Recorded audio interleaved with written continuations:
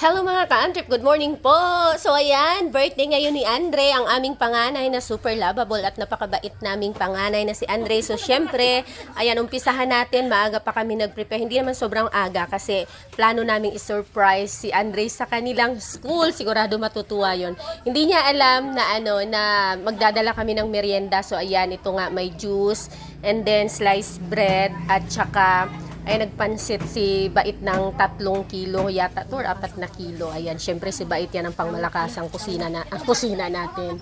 Taga-kusina na ayan, gumamit pa ng kawa para sa kanyang pansit at ewan ko tong isa ko anong gagamitan niya nitong kumukulo-kulo na ito. Yan, maliit lang yan pero ano yan, mabilis yan kumilos pagdating sa pagluluto dito sa kusina.